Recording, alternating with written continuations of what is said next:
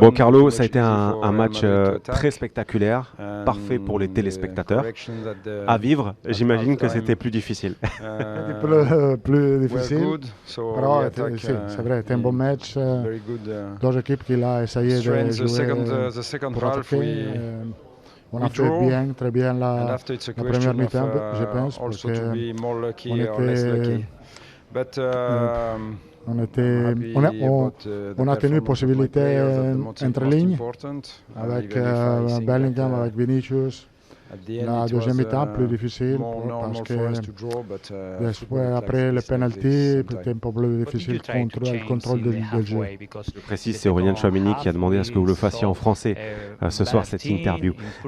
Qu'est-ce qu'il va falloir travailler encore? Parce qu'on travaille toujours au Real Madrid. J'imagine peut-être les coups de pied arrêtés, on a vu sur les corners. Et peut-être, Osimhen, il est très très bon, il est très dangereux. Ça a été difficile mettre un contrôle sur lui. C'est vrai que le premier but, on peut faire meilleur. Però c'est ça. Dans la Champions League, il y a aussi les joueurs de l'autre équipe. Osimhen, il est un fantastique striker. Buteur. Et troisième et dernière question du coup, vous avez aussi un fantastique buteur, striker, comme vous dites, c'est Jude Bellingham. Vinicius, on le savait, et Jude Bellingham, quand même, c'est la révélation. On a l'impression qu'il est là depuis très longtemps au Real Madrid. Oui, c'est vrai. Son adaptation il a été très bonne. Il est un joueur avec une strong personnalité, caractère. Il a seulement 20 ans.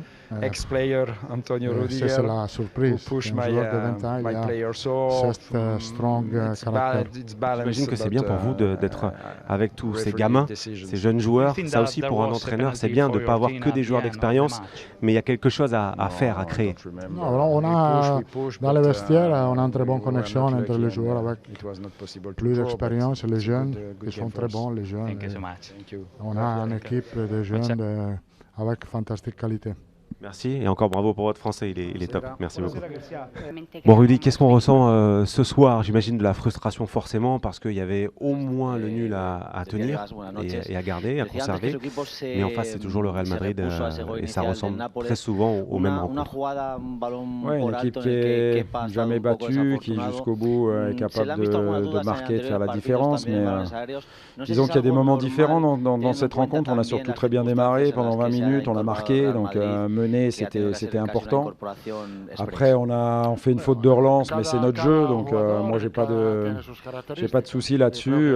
Les joueurs savent que l'erreur fait partie du jeu et on continuera à repartir de derrière, à construire, parce que ça fait partie de nos qualités. Ce qui m'a moins plu, c'est sur le 1 partout. Je pense qu'on a un peu accusé le coup. Je pense qu'on s'est un peu ouvert au milieu de terrain, dans le dos de nos milieux de terrain. On a continué à vouloir aller presser très haut et on n'a pratiquement jamais récupéré un ballon dans la moitié de terrain adverse. Donc dans ces cas-là, il faut être plus intelligent. On va dire se recompacter, défendre beaucoup plus l'axe et envoyer le jeu sur les côtés dans notre moitié de terrain. Parce que nous, on sait sortir les ballons de derrière, même si on a fait une erreur, on sait obtenir des situations dangereuses. On a été dangereux sur coup de pied arrêté, d'ailleurs on a marqué sur cet exercice-là. Donc ce que je leur ai dit à la pause, c'est ça, tant qu'on est à portée de score, on a du talent, on peut revenir, mais il faut corriger certaines choses. Et la première des choses à corriger, c'est fermer l'axe et ne pas laisser Valverde, Bellingham dans le dos de nos milieux, alimenter les Vinicius et les Rodrigo, surtout que c'est une équipe en contre qui est vraiment très très dangereuse, on le savait. On ne peut pas se permettre de perdre des ballons faciles contre cette équipe. Mais du coup, on a bien réagi en deuxième, on est bien rentré, on a égalisé logiquement. Et puis pendant au moins 30-35 minutes, jusqu'au troisième but, on va dire heureux, de Madrid, on a mené les débats et on a géré le match. Donc ça, c'est plutôt bien. Je dirais on a fait jeu égal avec le Real, on les a regardés les yeux dans les yeux. Malheureusement, déçus du résultat, mais pas de la performance de mes garçons. Il n'y a pas à rougir évidemment de ce qui s'est passé ce soir. Sur le plan personnel, on a l'impression que l'après Bologne a été parfaitement géré. Forcément aussi quand il y a des résultats, c'est bénéfique. Comment est-ce que vous l'avez ressenti sur les semaines qui ont suivi et à l'issue de ce match ce soir? Déjà, toujours conscient de la qualité de mon équipe. À Bologne, on frappe le poteau avec Osimhen, on rate un penalty. C'est un match qu'on doit au moins gagner 1-0 et prendre 3 points et rentrer à la maison tranquillement. Ça n'a pas été le cas, mais on a continué à jouer contre Udinese, on a continué à jouer à Lecce, on a gagné 2 fois largement, donc c'était la bonne préparation pour la Champions League. J'ai à peu près coaché comme je voulais pour reposer certains joueurs, parce que la Champions League, elle est coûteuse en énergie, et heureusement, on a 5 jours avant de recevoir la Fiorentina. Mais je dirais qu'on est dans les 4 premiers, on avait gagné notre premier match de Champions League, c'est dommage qu'on ne prenne pas un point ce soir, parce que sinon, ça serait très bien. Je pense que la double confrontation contre l'Union Berlin va être décisive pour se qualifier. Merci beaucoup, Aurélien. Merci. Bon, Aurélien, on a l'impression que l'ADN du Real Madrid est encore là. Les matchs se suivent et se ressemblent. Est-ce qu'on peut le dire comme ça? Oui, comme d'habitude, on a du début jusqu'à la fin. On sait que dans un match, il y a des temps forts, des temps faibles. On a cette confiance, on connaît nos individualités, on connaît notre collectif, on sait ce qu'on est capable. Donc on sait forcément qu'on va réussir à inverser la tendance, peu importe ce qui se passe dans le match. J'imagine qu'il y avait un plan de jeu quand vous êtes entré sur cette pelouse. Vous avez été rapidement mené au score. Qu'est-ce qu'on se dit dans la tête sur le terrain entre coéquipiers pour essayer de revenir? On est resté calme, comme vous avez pu le voir, on a marqué 2 buts après, on a su garder la tête froide, on sait que ça fait partie du match.